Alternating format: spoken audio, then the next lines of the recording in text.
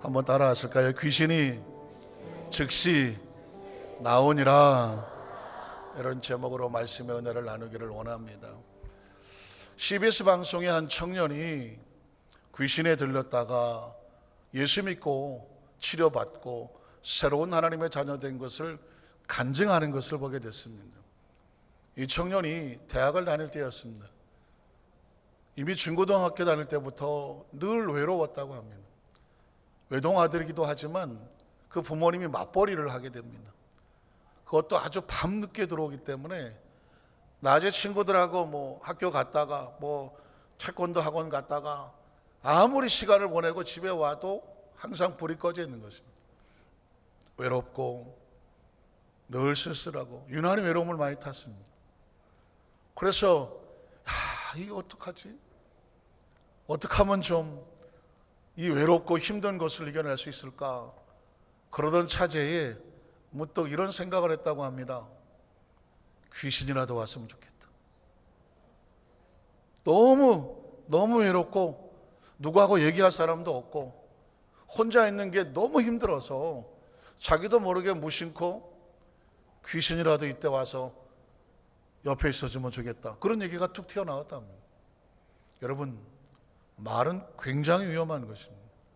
우리가 성령님을 인정합니다, 환영합니다, 모셔드립니다 라고 말할 때 왜 그렇게 하신지 아십니까? 성령은 퍼스널리티, 인격적인 것입니다. 지성과 감정과 의지가 있어요.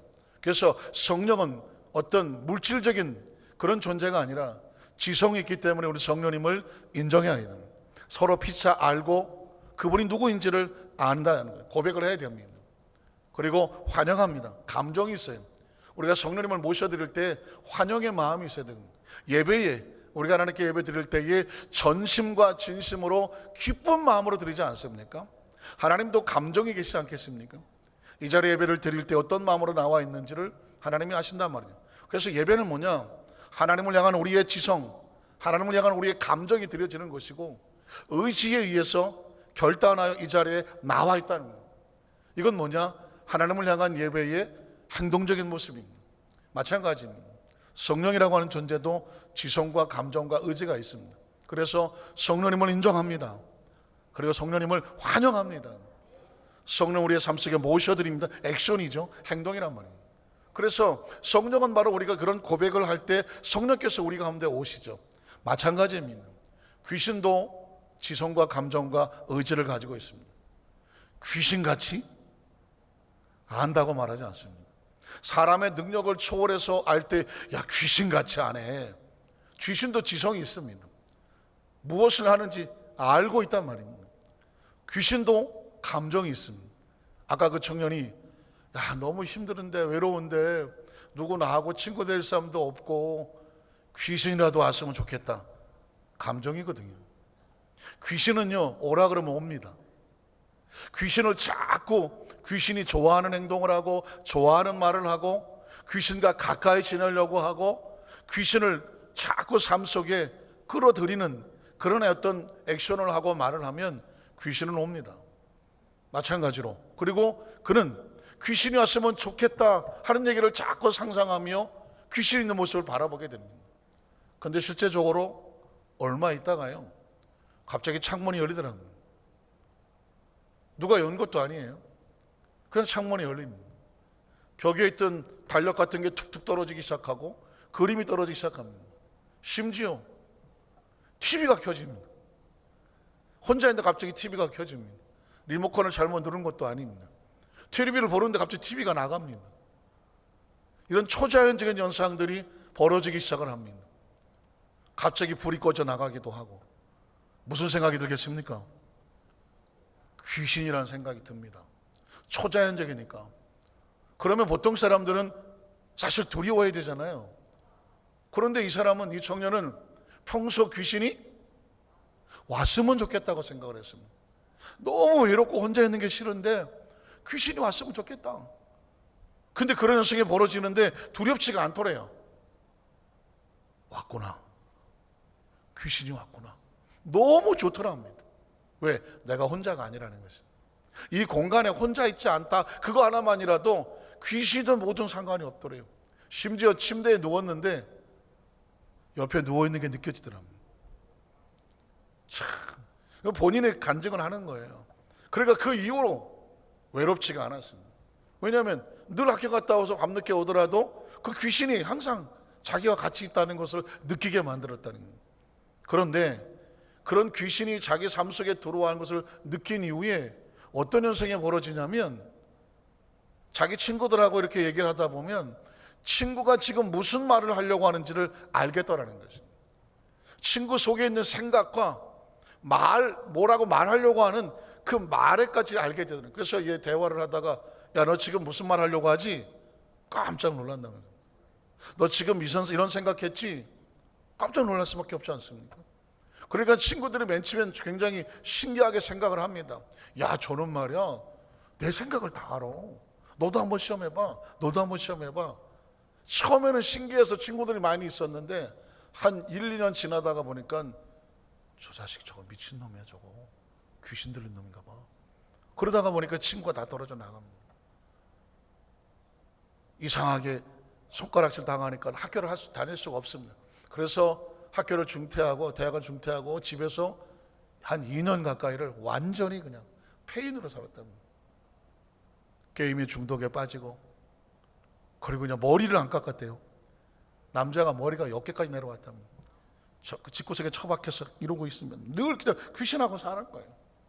그 부모님이 속이 얼마나 터지겠습니까?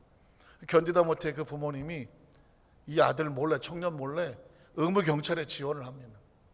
그래갖고 영장이 나왔답니다. 군대를 가게 됐습니다. 군대를 갔습니다. 군에 가서도 늘 이 귀신의 생각이 떠나지 않는 것입니다. 그런데 그의 아버님이 한의사였대요.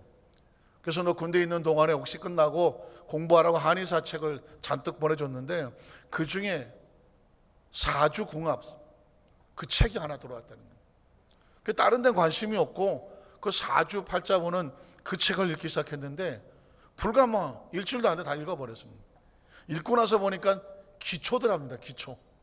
그래서 부모에게 연락을 해서 이왕이면 전문적인 사주풀이 책을 달라. 그래서 막 전화번호만한 책에 한문으로 세로로 쓰여져 있는 그런 책이 왔더랍니다. 신기한 거는 자기는 한문을 잘 모른답니다. 이걸 어떻게 보나 그랬는데 조금씩 있다가 보니까 다 읽혀지더랍니다. 그래서 보통 몇 년을 떼어야 되는 건 책인데 한 3개월 하는 책을 다 읽었다는 거예요. 신기한 것은 그 책을 다 이해가 되고 마스터가 되니까 그 다음부터는 사주를 보게 되더라는 것이죠. 그래서 누구만 보기만 하면, 야, 너 생년을 어떻게 돼? 그걸 가지고 사주풀이를 하면 신기하게 그 사람의 운명이 보이더라는 것입니다. 어떤 일이 벌어질 것이고 언제 어떻게 될 것이고 어떻게 될 거다, 이게 보이더라는 것입니다. 주위 사람들에게 사주를 보기 시작하니까 소문이 나기 시작하면 너무 잘 맞는다고 그러는 거예요. 그래서 심지어 자기 상관 중에 어떤 사람은 진급 어떻게 되겠느냐 보니까 곧 되겠더랍니다. 됩니다. 3년을 떨어졌는데 된다거나 되더랍니다. 나중에 와서 야, 너 써라 그러고 돈을 가지고 시작하더랍니다. 내가 언제 결혼하겠냐 그랬더니 한 2년 지나야 된다고. 이런 것들이 보이더라는 것입니다. 자, 문제는 뭐냐면, 그래서 휴가만 나가면 그 집안에 사돈에 팔촌에 친척까지 다 온다는 것이죠. 왜? 줄을 쓴대요. 야, 우리 누가 저번에 나온다더라 그래요. 사주를 보면요, 그 사람의 운명이 보여지는데 그냥 척척 맞더라는 것이죠. 그건 자신이 아는 게 아니에요. 자신 속에 있는 귀신이 역사를 해서 그렇게 하더라는 것입니다. 그러면 이제는 앞으로 먹고 산데 문제 없을 것 같지 않습니까? 왜? 척척 맞춰주기만 하면 있는 데는 없는 데는 싸들고 오니까. 문제는 말이죠, 사람의 운명을 안다는 게 그렇게 행복하지가 않더라는 것입니다.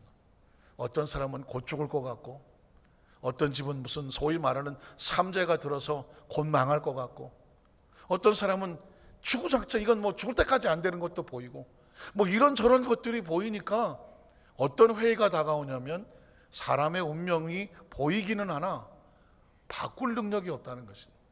그래서 어떤 사람이 와서 내 사주를 봐달라고 하는데 곧 죽을 상인 거예요.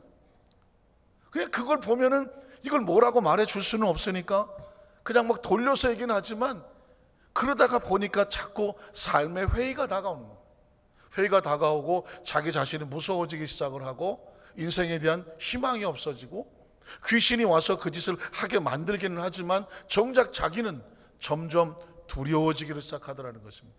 그때 군에서 한 선배 하나가 있는데 그냥 농담 삼아서 선배 사주 봐드릴까요? 그랬더니 난 그런 거 안 봐. 난 하나님을 믿어 그러더라고요. 하나님을 믿어요? 너도 예수 믿고 하나님의 자녀가 되라. 그런 거 보지 말고. 그 순간에 너도 예수 믿고 하는 순간에 갑자기 가슴이 뻥 뚫리더랍니다. 내가 이 묶여있는 귀신으로부터 빠져나갈 수 있는 길이 여기 있는 것이 아닐까?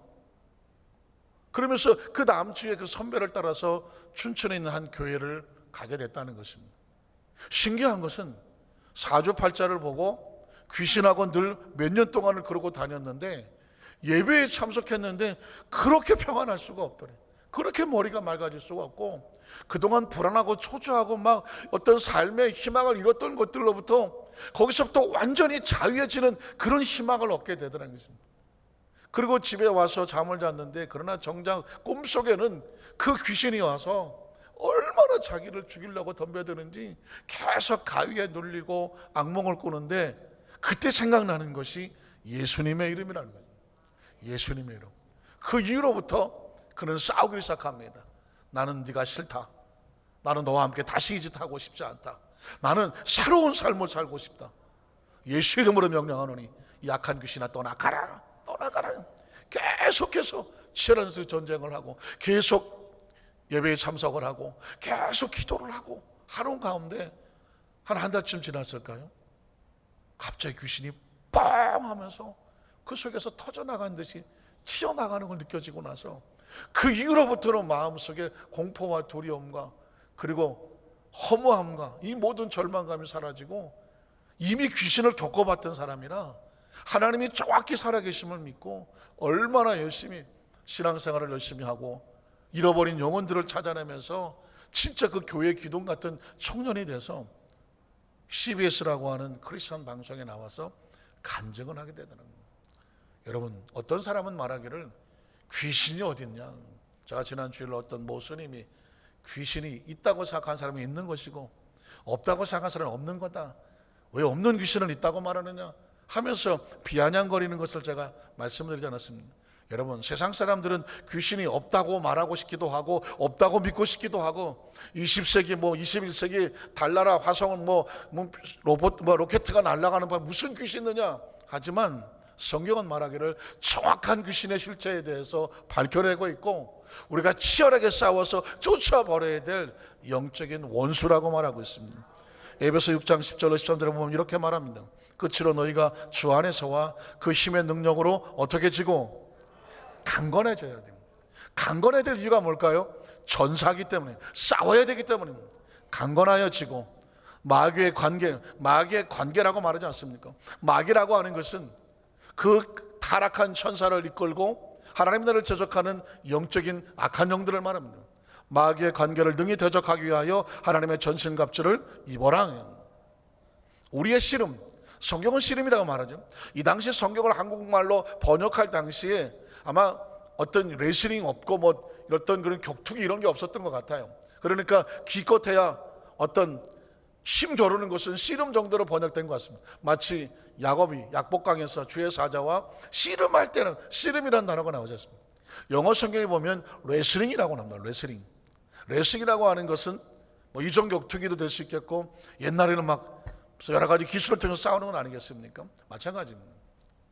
넘어지느냐. 우리의 씨름은, 우리의 레슬링은, 우리 영적인 전투는 혈과 육신의 3차원적인 육신을 가지고 하는 것이 아니라는 것입니다. 우리의 상대는 사람이 아닌 것입니다. 그 다음 절 보면 통치자들, 권세자들, 이 어둠의 세상의 주관자들이라는 것입니다. 그러니까 우리가 알지 못하지만 약한 영들의 세력들이 하늘의 악의 영들을 상대하고 있습니다. 한번 따라하실까요? 우리의 대적은 하늘에 있는 악의 영들입니다. 우리는 사람을 대적하지 않아요. 악한 영들을 대적하고 있습니다. 그렇기 때문에 악한 영을 대적하려면 우리도 무엇으로 무장을 해야 될까요? 영적으로 무장을 해야 되죠. 영적으로 무장. 13절을 보면 그래서 그러면 하나님의 전신갑주를 취하라. 이런 악한 날에 너희가 능히 대적하고 모든 일을 행한 후에 당당하게 승리자로 서기 위함이라. 전쟁은 비참한 것입니다. 이기면 살고 지면 죽는 것입니다. 전쟁은 무조건 이겨야 되는 것입니다. 그래야 나라도 국토도 국민도 주권도 자유도 그리고 삶의 행복도 있는 것입니다. 전쟁에 지면 피투성이지 않습니까? 엉망진창 돼버리고 맙니다. 마찬가지입니다. 영적인 전쟁은 보십시오. 아까 그 청년이 귀신이 있었으면 좋겠다. 귀신이 들어와서 뭐합니까? 처참하게 무너뜨리지 않습니까? 마찬가지예요. 우리의 삶에 매 순간만에 이런 영적인 전쟁이 있다는 사실을 성경은 선포합니다. 베드로전서 5장 8절로 9절도 말합니다. 근신하라 깨어라. 너희 대적 마귀가 우는 사자같이. 왜 울까요? 왜 울까요? 배고파서 울어요. 사자는 배부르면 안 울어요. 배부르면 사냥을 안 해. 그늘에 누워갖고 배 이렇게 뒤집어 까갖고 거의 주무시고 계셔. 수사자는 거의 이거 헤어드라이로 머리 이거 갈기가 많아갖고 이거 다듬고 계셔. 그러나 배고프면 달라집니다. 눈빛에 살기가 돋고 먹을 양식을 그 동물들을 찾아서 땅을 겨가면서 전심을 다해갖고 먹이를 잡습니다. 사자의 사냥 성공률은 20%도 안 됩니다. 20%도 안 됩니다. 그 거대한 등치를 가지고 먹고 살아야 되는데 10번 해봤자 2번 봐도 성공을 못합니다. 8번은 실패합니다. 그 얘기는 뭔지 아십니까? 이번에 실패하면 굶어 죽을 수도 있어요. 그래서 사열을 다해서 사력을 다해서 그 양 한 마리 뭐 영양 한 마리 이런 거 한 마리 잡으려고 최선을 다하고 막 암사자 막 10마리가 함께 모여서 달라붙습니다. 사자를 만만하게 보면 안 됩니다. 마찬가지입니다. 악한 영들은 장난하러 다가오는 것이 아닙니다. 한 사람의 크리스찬이라도 끄집어내서 무너뜨리려고 하는 겁니다. 두루 다니며 삼킬 자를 찾고 있다는 것입니다. 여러분, 세상을 너무 만만하게 보면 안 됩니다. 악한 영들을 절대로 만만하게 보면 안 됩니다. 나와 상관없는 이야기로 생각하면 절대로 안 됩니다. 왜? 우리는 매 순간마다 이 영적인 전쟁에서 노출되어 있기 때문에 무장하지 않으면, 우리가 강하지 않으면 먹히는 수가 있습니다. 너희는 믿음을 굳건하게 하여 그를 뭐 해라? 대적해야 됩니다. 힘이 있어야 대적합니다, 여러분. 이런 세상에 있는 너희 형제들도 동일한 고난을 당한 줄을 알미라고. 오늘 저와 여러분은 오늘 성경 속에서도 이런 귀신과의 영적 싸움에 대해서 말하고 있거든요. 우리는 첫째로 무슨 얘기를 하고 싶으냐면, 성경에서 말하는 귀신의 본질은 뭘까요? 이미 뭐 창세기 3장에 나오고 있지만 예수님 말씀하신 요한복음 10장 10절에 이렇게 말합니다. 도둑이 온다는 것은 하나님의 백성들의 삶의 생명과 건강과 때로는 물질과 희망과 비전을 훔쳐가는 것 아니겠습니까?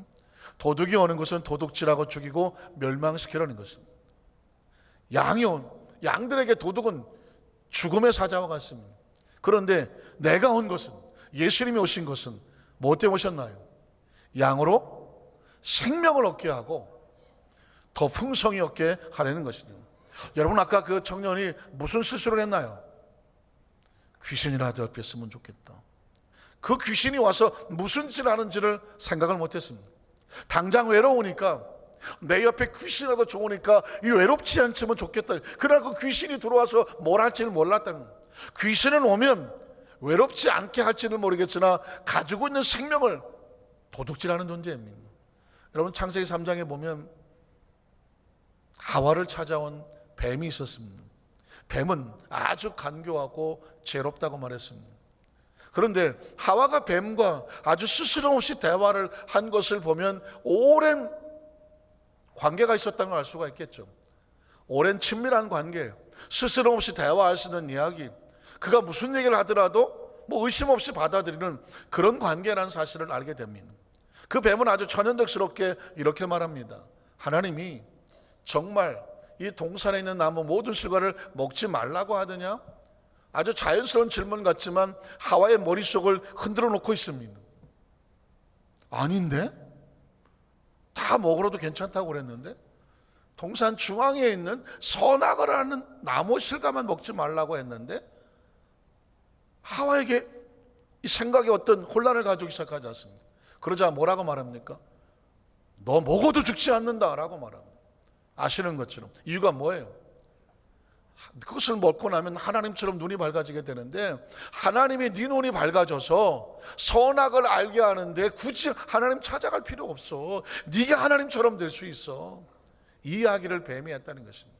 이 이야기는 하와를 살리려고 하는 이야기입니까? 하와를 죽이려고 하는 것입니까? 죽이려고 하는 것입니다.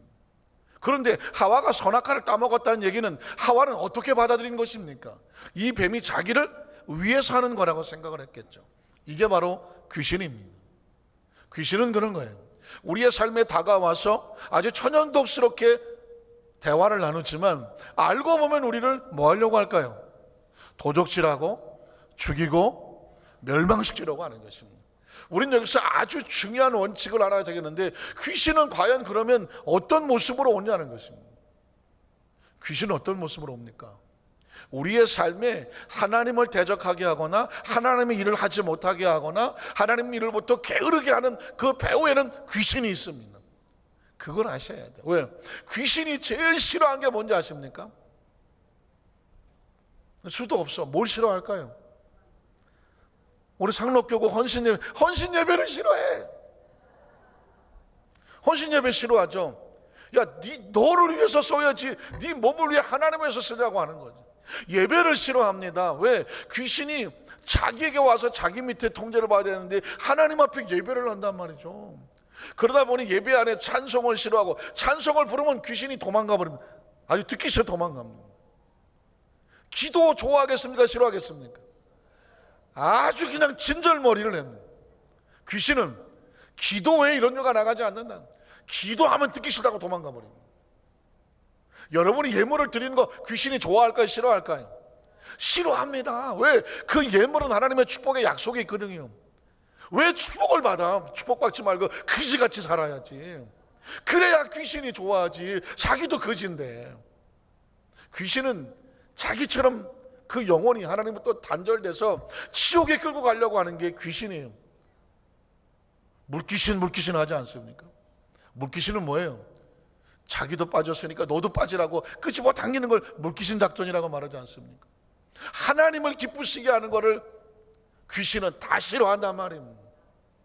대신에 하나님을 대적하는 것은 귀신이 다 좋아해. 더러운 말, 미움, 이게 지금 여러분 이 얘기가 귀신이 들어오는 통로입니다. 그 입술을 통해서 더러운 말을 하면 귀신이 들어옵니다. 더러운 것을 보면 귀신이 들어옵니다. 더러운 것을 들으면 귀신이 들어옵니다. 미움과 원한, 두려움, 귀신이 들어온 통로입니다.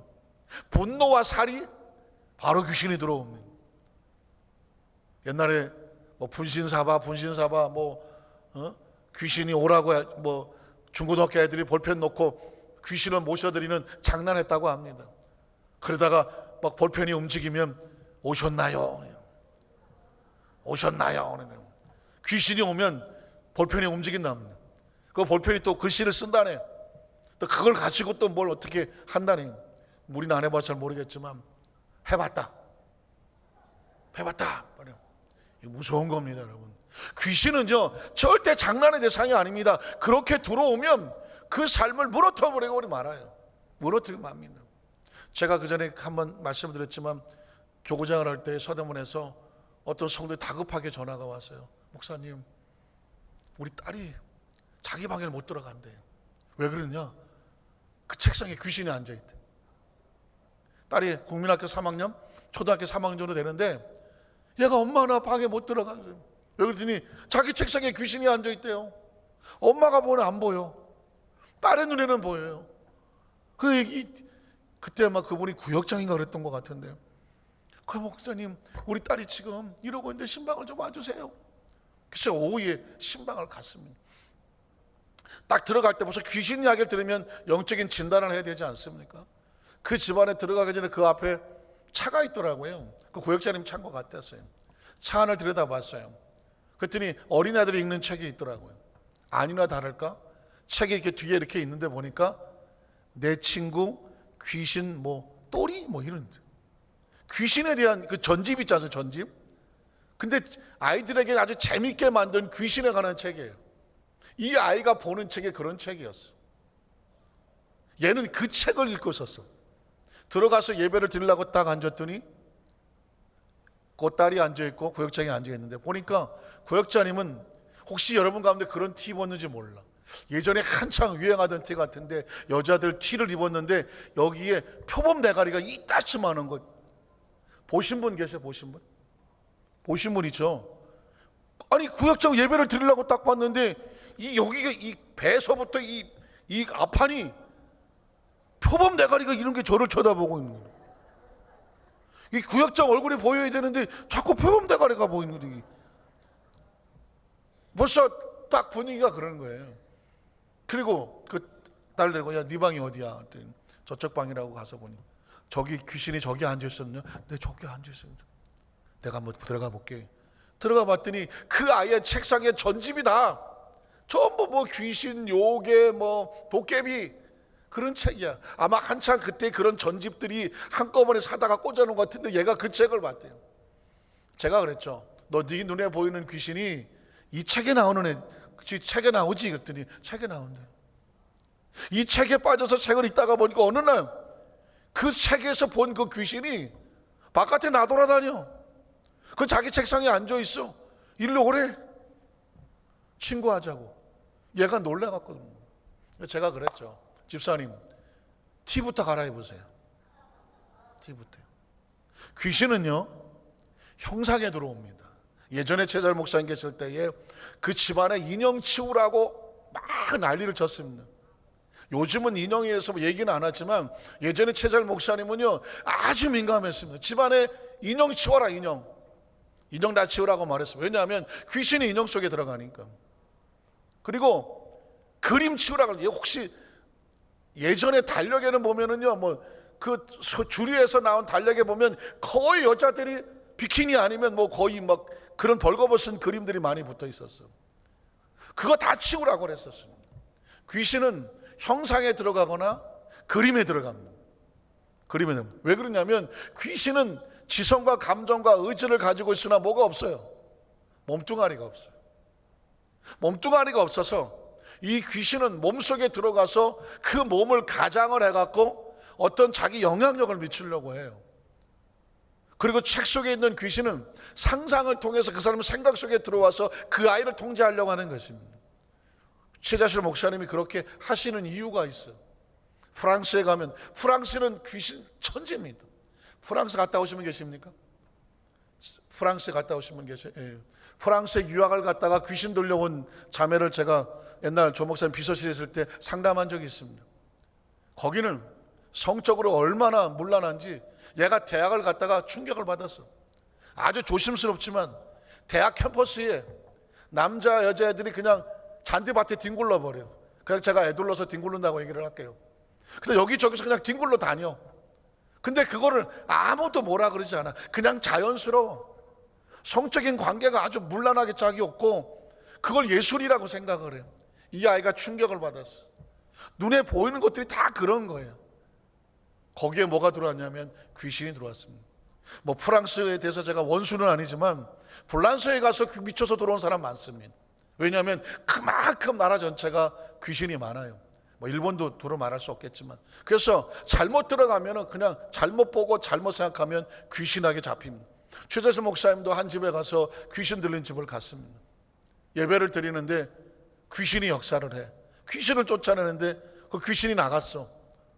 귀신 나간 줄 알았어요. 나중에 보니까 그 그림책에 어떤 여자가 나체를 이렇게 하고 있는데 그 눈깔 속에 귀신이 눈빛이 보이더라는 것입니다. 아, 귀신이 사람의 몸속에서 나오면 형상을 찾고 형상에서 형상이 없으면 그림으로 들어가는구나. 그래서 그 집안에 그 이후에 최설 목숨을 오셔서 집집마다 전부 다 권사님들을 나서요. 인형 다 때려부시라고 그랬고 그 집안에 들어가면 인형 다 갖다 버리라고 그랬어. 그리고 그런 그림 다 갖다 버리라고 그랬고 달력에 붙은 다 집어 던지라고 그랬었습니다. 왜 그러시지 아십니까? 영적으로 그 형상 민감하기 때문에 그래요. 요즘은 뭐 인형부시하라 뭐 그런 얘기를 하지는 않아. 누구도 그런 부분에 대해서 관심 있게 말해주질 않아서 그래. 그러나 분명한 것은 뭐냐면 귀신은 그렇게 들어갑니다. 그래서 항상 조심해야 될 것은 뭐냐, 하나님도 자기 형상을 만들지 말라고 그랬습니다. 보통 사람들은 형상을 만들어 놓고 형상에 무슨 신이 붙은 것처럼 무슨 상, 무슨 마리아, 무슨 상, 무슨 불상 하고 거기에 가서 빕니다. 그게 무슨 힘은 아닙니다. 그거는 절대로 올바른 신이 될 수가 없어요. 다 귀신입니다. 죄송하지만 뭐 특정 종교를 말하고 싶지 않지만 누가 더 크게 만드느냐, 어느 산에 가면은 거의 막 꼭대기 저만한 무슨 상이 이따만한 게 있습니다. 그게 크면 능력이 있습니까? 어림도 없는 소리입니다. 그건 사람들을 아주 초라하게 만드는 것입니다. 등치하고 아무 상관이 없습니다. 왜? 그거는 영적인 것이기 때문에 그렇습니다. 그래서 우리의 삶 가운데 크리스천은요, 이 귀신에 대해서 영적인 분별을 하고 그것이 우리의 삶 속에 들어오지 못하도록 차단하고 막고 물리치는 것이 필요해요. 왜냐하면 에덴 동산은 아담과 하와에서 무너진 게 아닙니다. 귀신에서 무너진 것입니다. 마귀가 뱀을 집어넣고 하와의 생각을 뒤집어놓고 그로 하여금 하나님 말씀을 어기게 만들고 결국 그는 에덴에서 쫓겨나고 모든 걸 잃어버렸습니다. 자, 그렇다고 하면 두 번째로 귀신이 들리면 어떤 현상이 벌어질까요? 마가복음 9장 14절 18절을 봅니다. 이에 그들이 제자들에게 와서 보니 큰 무리가 그들을 둘러싸고 서기관들이 그들과 더불어 변론하고 있더라. 온 무리가 곧 예수를 보고 매우 놀라며 달려와 문안하거늘 예수께서 물으시되 너희가 무엇을 그들과 변론하느냐? 무리 중에 하나가 대답하되 선생님, 말 못하게 귀신 들린 아들. 보십시오. 귀신이 들어오면 사람의 정상적인 사고를, 행동을 무너뜨립니다. 정신을 잃어버리게 하거나 눈이 보지 못하게 하거나 귀가 듣지 못하게 하거나 말하지 못하게 하거나 어떤 행동에 장애를 가져오게 하거나 뭔가 문제를 가져오게 만듭니다. 그건 뭐냐? 정상적으로 살아가는 것이 행복이거든요. 여러분, 우리가 정상적으로 살아가는 것이 행복입니다. 그 자신에 대해서 여러분 감사하십니까? 마귀는 그거 하나라도 못하게 하려고 무너지는 것입니다. 물론 모든 질병의 배후에 귀신이 있는 건 아니에요. 그러나 귀신이 들어오면 분명히 몸의 문제를 일으키고 정신의 문제를 일으키는 것이죠. 자, 이 아이는 귀신이 들렸는데 말을 하지 못합니다. 선생님께 데려왔다고 말합니다. 자, 귀신이 어디서든지 그를 잡으면 거꾸러져서 거품을 흘리며 이를 갈며 그리고 파래하게 떨다, 거의 간질병 증세가 나오죠. 간질은 유전적인 것도 있고 몸의 이상도 있지만 귀신이 들리면 간질의 현상이 많이 나타납니다. 오해하지 마셔야 돼요. 간질이 다 귀신이라는 것, 귀신의 역사가 아니라요. 그러나 귀신이 들리면 간질병의 증세가 나타나기도 한다는 것입니다. 자, 20절 21절을 보면 귀신이 들으면 어떻게 할까요? 이에 데리고 오니 귀신이 예수를 보고 곧 그 아이로 심히 격려를 켜요. 귀신이 떠나가기 전에 마지막 발악을 하기 시작하죠. 그때 그것이 어떤 뭐 무섭고 두려운 것이 아니라 나가려고 하는 표적일 수가 있습니다. 격려를 일으키게 하는지라 그가 땅에 엎드려져 구르며 거품을, 간질적인 증세가 또다시 벌어지게 되죠. 흘리더라. 예수께서 그 아버지에게 물으시되 언제부터 이렇게 되었냐? 중요합니다. 놀랍게도요, 어릴 때부터라고 말합니다. 어릴 때. 많은 사람은요, 귀신이 들어왔는데 자기도 모르게 귀신하고 수십 년 사는 사람이 있습니다. 제가 그 전에 한번 말씀드렸죠. 김포 성전에 있을 때 한 성도가 전도가 되어 와서 갑자기 이상한 행동을 보여서 그 구역 식구들 다 같이 가서 예배를 드리다가 보니까 귀신 들림 역사가 나타나서 갑자기 전화가 와서 제가 그 쫓아가게 되었습니다. 갔더니 벌써 이 사람은 한 40대 중반 돼서는 벌써 눈을 감고 뒤로 넘어져 있고 다른 구역 식구들은 뭐 계속 보혈 찬송을 부르고 있어요. 그런 현상이 벌어지니까 다급하니까 저를 불렀어요. 가보니까 벌써 귀신인 거예요. 머리에 손을 얹고 정체를 밝히고 축사를 하기 시작하죠. 깜짝 놀란 것은 언제 들어왔냐고 물었더니 초등학교 6학년 때 들어왔다고. 초등학교 6학년 몇 살인가요? 한 12살 됐나요? 12살, 그때 들어왔는데 지금 40이 넘었어. 그러면 최소한 30년 이상을 그 귀신에 잡혀서 그 집에 살았어. 그래서 뭐 어떻게 들어왔냐고 물었더니 그 시장 가게에서 물건 훔칠 때 들어왔다고 하더라고요. 물건 훔칠 때 도둑질하는 귀신인 거예요. 그 이후로 이 사람이 김포에 있는 홈플러스에 캐시어로 가서 취직을 하는데 할 때마다 쫓겨나. 이유가 뭐겠어요? 자긴 그렇게 하고 싶지 않은데 자꾸 돈을 훔쳐. 그 계산하는 사람 돈을 자꾸 훔치니 결산해 보면 돈이 비잖아요. 금방 드러나는데도 불구하고 그 또 훔쳐. 자기가 그러고 싶은 게 아니에요. 귀신이 자꾸 훔치게 하는 거예요. 그때 깨달았겠습니다. 30년 이상이 귀신에 들어왔는데 그 이후에 결혼하고 애 낳고 그러고 살았어. 예수를 안 믿었으면 귀신이 들린지도 모르고 그러고 사는 거예요. 여러분, 귀신이라고 하는 존재를 그렇게 두려워할 것은 아니지만 만만하게 볼 것은 아닙니다. 그래서 그 정체가 드러나야 돼요. 지금 이 정체가 예수님 앞에서 드러나고 있지 않습니까? 어릴 때부터입니다 라고 말하면 귀신은 뭐 할까요? 그를 뭐 할까요? 죽이려고 하죠. 불에다 던지고 물에다도 던졌습니다. 그러면서 그러나 무엇을 하실 수 있거든 우리를 불쌍히 여기사 도와주시옵소서 라고 말하고 있습니다. 자, 성경은 여러분 보십시오. 제가 시간 관계상 짧게 끊어갔지만 온통 예수님의 사역 가운데 귀신 들린 자들의 이야기가 굉장히 많이 나옵니다. 이유가 뭘까요? 예수님이 오셔서 귀신 들린 자들의 모습을 드러내는 거예요. 아까 말씀 30년을 숨어 있으니 알 수가 있나요? 만약에 우리 그 순복음에 나오지 않았으면 그 사람 60년이 돼도 귀신 들린지 모르고 그렇게 남의 물건을 훔치다가 창피당하고 쫓겨나가고 그런 처참한 삶을 살았을 거라고요. 예수를 믿으니까 드러나는 것입니다. 예수님이 오셔서 뭐합니까? 내 양으로 말미암아 생명을 얻되 풍성이 얻게. 귀신 들린 자 속에 귀신을 쫓아내야 되지 않습니까? 성경에 보면 마태복음 8장 28절 32절에 보면 또 예수께서 건너편 가다라 지방에 가심에 또 귀신 들린 자가 나오지 않습니까? 예수님의 사역 속에 귀신을 들린 자 쫓아내는 것은 아주 중요한 사역입니다. 귀신 들린 자 둘이 무덤 사이에서 나와요. 귀신 들린 사람들이 어디 삽니까? 무덤에 살아요. 왜? 정상적인 생활을 할 수가 없잖아요. 무덤의 사이에서 나와서 예수를 만나니 그들은 몹시 사나워서 아무도 그 길로 지나갈 수 없을 지경이더라. 이에 그들이 소리질르되 하나님의 아들이요. 자, 귀신은 귀신같이 알아요. 영적인 존재. 그래서 하나님의 사람인지 하나님의 사람이 아닌지 이 사람이 진짜 크리스찬인지 가짜 크리스찬인지 누가 알까요? 귀신이 알아요. 어떤 사람이 있잖아요. 내가 진짜인가 가짜인지 알아보려고 무당한테 가잖아요. 무당한테 어디서 굿하면 거기 가서 조금씩 내가 왔는데 굿이 되나 보자 말이에요. 이거 보면 그래서 어떤 사람은 진짜 굿하는 데 갔더니 무당이 굿을 스톱하더랍니다. 그러더니 여기 예수 믿는 사람 있으면 가 그러더랍니다. 그래서 오면서 아이고 할렐루야 내가 진짜구나. 사실 젊었을 때 그런 생각 해볼 수 있겠죠. 그러나 중요한 건 그렇습니다. 압니다. 예수 믿는 사람이요 그 자리에 있으면 굿이 안 됩니다. 어떤 분이 저한테 돈을 꿔갔습니다. 목사님 저 5만 원만 꿔달라고. 그럼 갖다 주실 분이라 5만 원을 꿔드렸어요. 근데 일주일 뒤에서 뭐라는지 아십니까? 목사님 사실은요 저 점치러 갔었어요. 점치러 갔는데 복채를 내 돈을 꿔서가니 나 정말 그리고 갔대요. 그랬더니 그 점쟁이가 뭐라는지 아십니까? 이 돈 어디서 났어? 그러더니 이건 복채가 안 돼. 왜 그러냐고 그랬더니 이건 귀신이 못 받는다 그러더니 그래갖고 그 돈을 도로 가져왔어.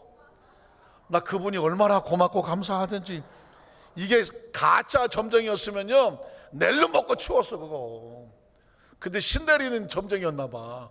이거 가지고는 복채가 안 된다고 빨리 갖다 주라 그러더래. 귀신은 어디서 빌려왔냐고 물어더래. 나는 세상에 잘 가야 돼, 잘 가요. 그래서 제가 또 그랬잖아요. 왕십리 어디 가면은 그 점쟁이가 있는데 그 교회 전도상은 점쟁이가 받았다고 그러지 않습니까? 막 가서 점을 치러 갔더니 당신의 문제는 웬만한 신은 해결 못한대. 아주 큰 신이 해결해야 된다. 아니 그럼 큰 신이 어딨나 그랬더니 여긴 없어.